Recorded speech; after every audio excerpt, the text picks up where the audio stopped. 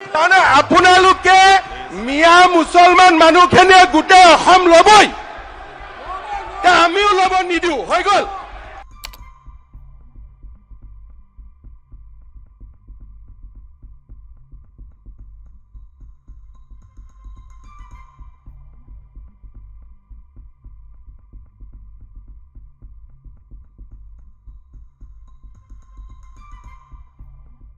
আসসালামু আলাইকুম ফ্রেন্ডস, আমার নাম শাহিদ রাজা। যার ভিডিওটা আপনারা স্টার্টিংয়ে দেখলেন উনি হচ্ছেন আসামের বিজেপি সরকারের বর্তমান মুখ্যমন্ত্রী হেমন্ত বিশ্ব শর্মা, এবং উনি বর্তমানে ভারতবর্ষের রাজনীতিতে একটা খুবই পরিচিত মুখ। ওনার আরেকটা পরিচয় আছে, উনি এর আগে কিন্তু 2015 পর্যন্ত উনি কংগ্রেসে ছিলেন, এবং যখন 2014-তে মোদি গভর্নমেন্ট ক্ষমতায় আসে তারপরে আর সমস্ত নেতার মতো উনিও কিন্তু নিজের রাজনৈতিক রঙটাকে পরিবর্তন করে গেরুয়া রং ধারণ করেন এবং বিজেপিতে জয়েন করেন, এবং তারপর থেকে এখনও পর্যন্ত উনি বিজেপিতে রয়েছেন এবং 2021 সালে ওখানকার বিধানসভাতে উনি জয়ী হয়ে এবং বিজেপির নির্বাচিত মুখ্যমন্ত্রী হন। এখন উনি মুখ্যমন্ত্রী রয়েছেন আসামে। তো ওনার এই চর্চার বা ওনার এই আলোচনার পিছনে মূল কারণ হচ্ছে যে ওনার একটা ভাইরাল বক্তব্য, সেটা আপনারা প্রথমেই দেখেছেন। এটা ভেবে অবাক লাগে যে একটা রাজ্যের মুখ্যমন্ত্রী হয়ে উনি কী করে নিজের রাজ্যের আর একটা অন্য সম্প্রদায়ের ওপর এইভাবে উস্কানিমূলক বক্তব্য দিতে পারেন। প্রথমবার নয়, এর আগে অনেকবার উনি এই ধরনের বক্তব্য দিয়েছেন। ইভেন একটা মানে হাস্যকর ঘটনা ছিল খুব, কয়েক বছর আগে উনি বলেছিলেন যে আসামে যে টমেটোর দাম বাড়ছে এর জন্য প্রধান কারণ হচ্ছে মুসলিমরা মিয়ারা। খুবই একটা ওনার মানে বলতে পারে একটা খুবই উস্কানিমূলক টার্ম উনি ইউজ করেন, মিয়ারা। এবং বর্তমানে আমরা জানি ভারতবর্ষের মধ্যে যা কিছুই মানে হয়, কোনো যদি খারাপ কিছু হয় তার জন্য মুসলিমরা দায়ী হয়, যদি বৃষ্টি না হয় তার জন্য মুসলিমরা দায়ী, যদি গরু দুধ না দেয় মুসলিমরা দায়ী। মানে একটা বলতে পারেন অ্যান্টি মুসলিম একটা হাওয়া চলছে বর্তমানে, এবং সেগুলোর সেই হাওয়াতে আরও বেশি ইন্ধন দেওয়ার কাজ এই ধরনের নেতারা করেন এবং করে যাচ্ছে, খুব ভালো মতো করে যাচ্ছেন। একটা ইন্টারেস্টিং ফ্যাক্ট আছে ইনার ওপর কিন্তু 10,000 কোটি টাকার একটা কারাপশনের চার্জেস আছে। আসামের যে ওয়াটার স্ক্যাম খুবই ফেমাস হয়েছিল 2014 সালে, এবং সারদা স্ক্যামেও কিন্তু এনার ওপর কেস চলছে, এবং এই কেসগুলো কিন্তু অন্য কেউ করেনি, বিজেপি গভর্নমেন্টই করেছিল। যেমন মুকুল রয়, শুভেন্দু অধিকারীর উপর করা হয়েছিল, ঠিক তাদের মতো এনার ওপরে কেস করা হয়েছিল। তো তারপর উনি যখন বুঝতে পারেন যে হাওয়াটা খারাপ এবং বিজেপির মধ্যে তার ওয়াশিং মেশিন রয়েছে, সেই ওয়াশিং মেশিনে যে সমস্ত পাপি নেতারা আছে তারা যখন যে পাপকে নিয়ে ওয়াশিং মেশিনে প্রবেশ করেন একদম নিট অ্যান্ড ক্লিন হয়ে বেরিয়ে আসেন।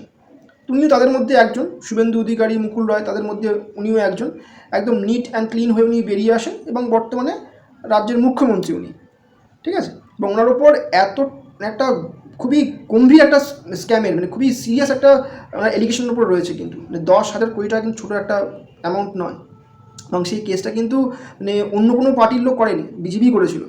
যাক, বিজেপির চরিত্র তো জানি আমরা সবাই, চরিত্র কেমন, মুখে এক আর মনে এক। মানে ভারতবর্ষের মধ্যে যদি কোনো সবথেকে বড় হিপোক্রেট কোনো পার্টি থাকে সেটা হচ্ছে, বা মানে যারা হিপোক্রেসিদের মেন এজেন্ডা সেটা হচ্ছে বিজেপি। কথা এবং কাজের মধ্যে আকাশ ও পাতালের পার্থক্য থাকে।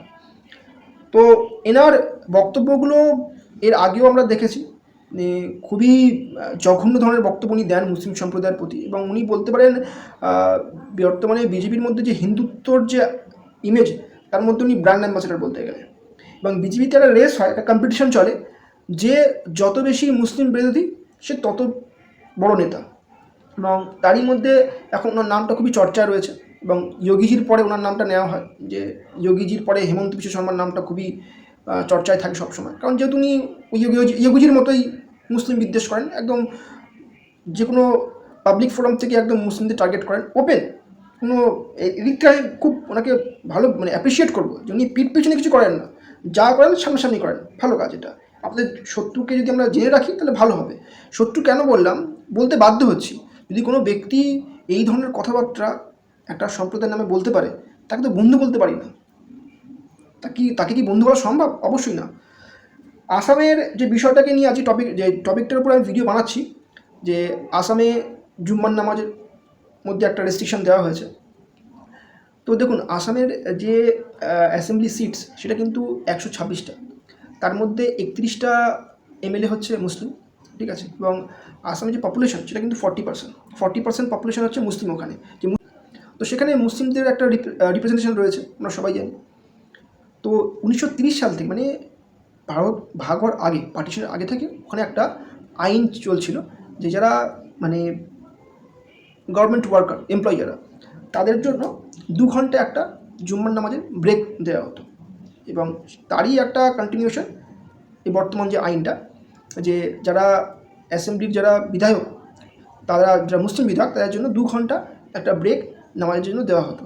যারা নন মুসলিম তারা হয়তো জানেন না যে ইসলামের মধ্যে জুম্মার নামাজ একটা খুবই এসেন্সিয়াল প্র্যাকটিসের মধ্যে, খুবই ইম্পর্টেন্স রয়েছে এই জুম্মার নামাজের।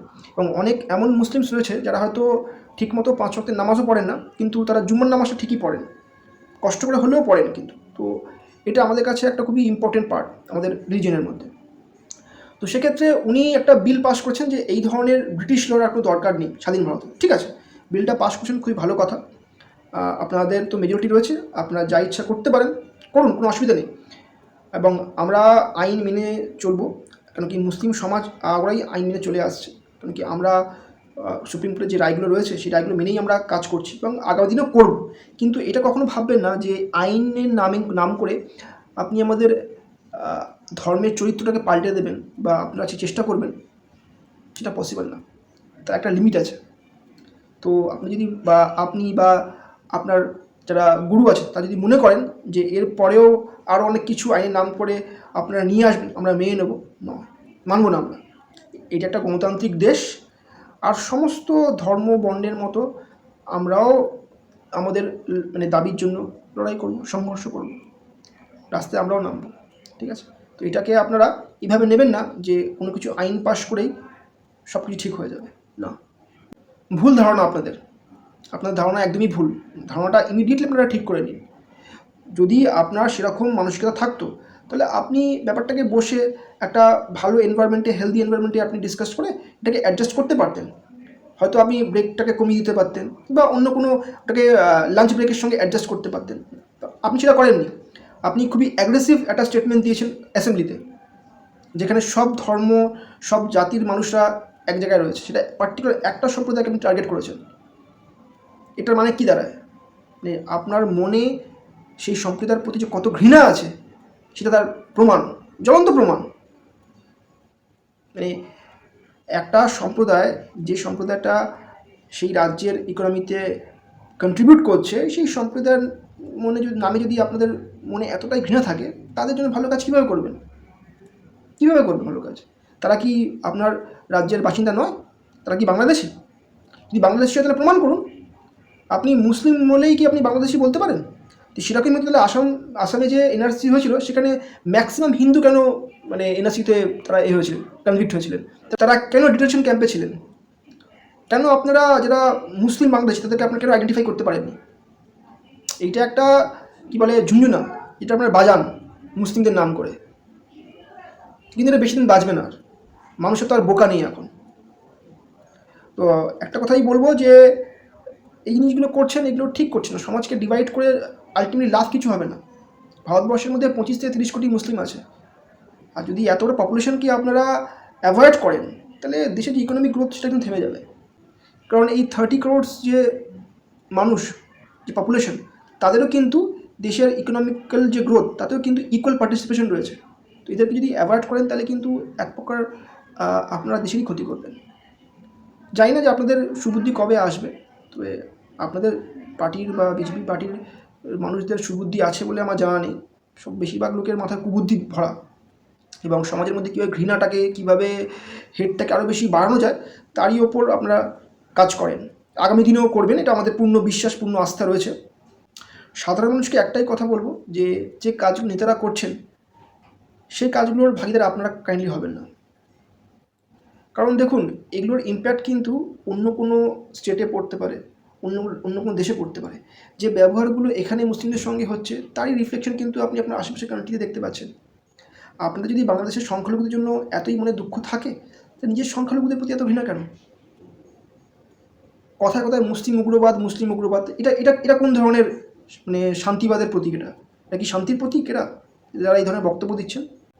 যাই হোক, আমার ভিডিওটা যদি আপনাদের ভালো লেগে থাকে তাহলে অবশ্যই কিন্তু লাইক করবেন, কমেন্ট করে জানাবেন যে ভিডিওটা কেমন হলো। আর যদি কন্টেন্টটা ভালো লেগে থাকে তাহলে এটাকে আরও শেয়ার করবেন, আর অবশ্যই চ্যানেলটাকে সাবস্ক্রাইব করবেন, যাতে আগামী দিনে আরও ভালো ভালো কন্টেন্ট আমি আপনাদেরকে উপহার দিতে পারি। আসসালামু আলাইকুম।